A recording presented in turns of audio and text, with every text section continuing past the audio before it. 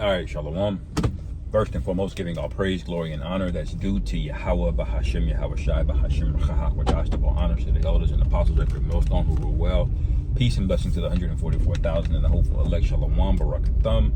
And the title of this lesson is going to be We're Gods in the Bodies of Men. All right. And that should have been made evident to the brothers that observe the Day of Atonement. Because demons attack you, all right. You figure out, that basically we're highly limited in what we can do, and it's there's a reason for that, because as I was explaining in the lesson earlier, there's a role that we have to play. There's a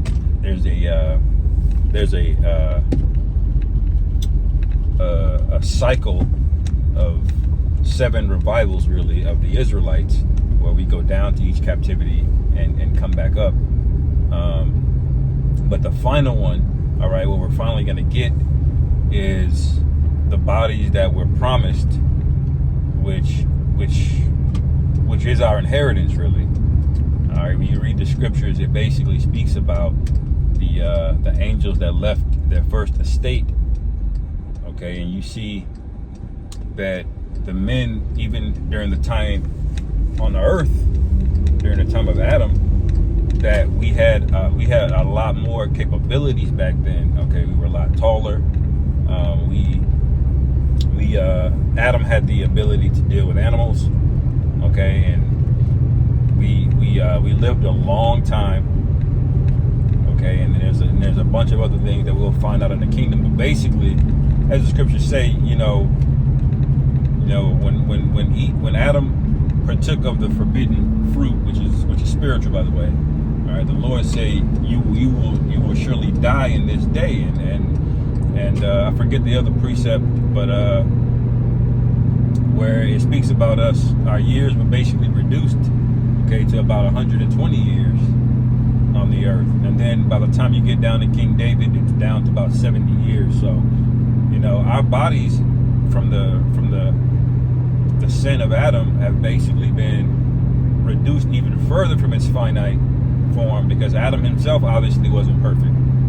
Okay, so when you deal with hunger pains and ailments in the body, all right, the faith booster in all of that is knowing that our promise, our inheritance, is that's going to all be lifted from us, and this is not something that we're going to have to worry about.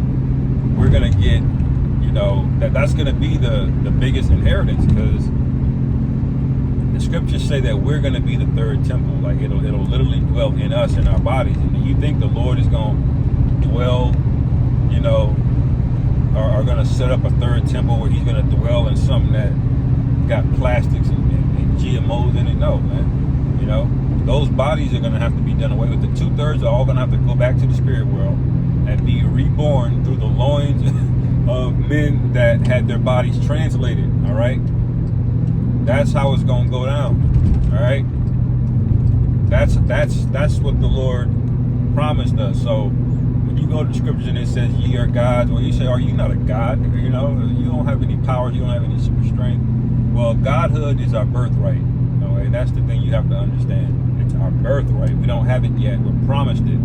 All right, that goes into the topic that's kind of hot right now on the new covenant. Lord willing, I can do a more of an in-depth lesson when I get home and settled, where you can pick things up and look at them, because the easiest way to look at it is it's a marriage, it's a betrothal. All right, the new covenant and the old covenant. All right, it's a transition. Anyway, this is that's our inheritance. That's part of the new covenant, is that we would get that promise to be God. And as John said, we don't know yet what we shall be.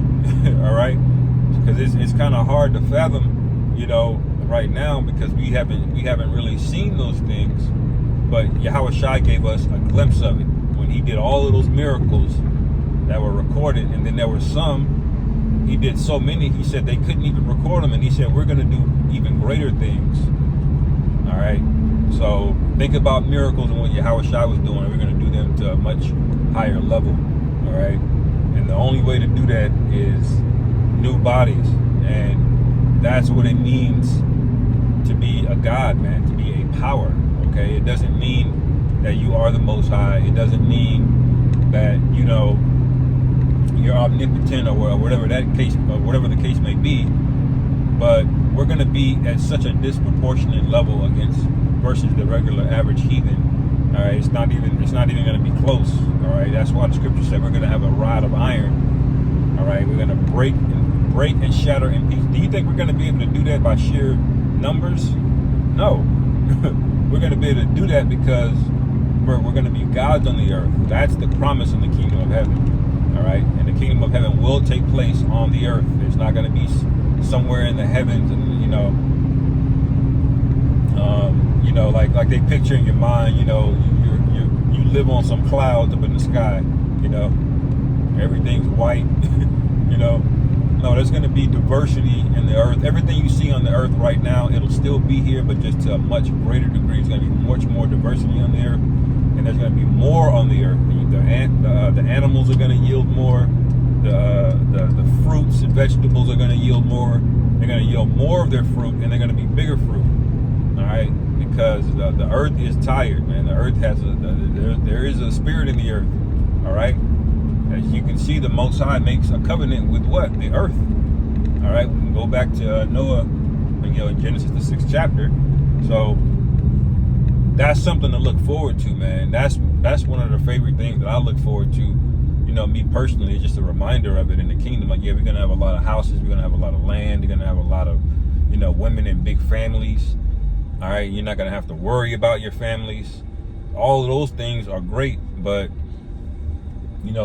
as of coming off of yesterday, realizing how vulnerable you are in the flesh, one of the greatest inheritances we're going to get is those new bodies. All right, just literally walking around, as a God. So meditate on those things, man. When you have afflictions, when you get pains in the flesh, all right, and learn how to suffer. Okay, it's better to get good at suffering. I was saying it earlier this week. It's better to get good at suffering than to pray for all of the suffering to go away. All right, you want to be able to handle more things. So keep those things in mind, brothers. We're almost home, Lord willing. This was edifying. Call halal Yahweh Bashim Yahweh Shai. The Hashim Rachak Shalom. Kwam Yasharov.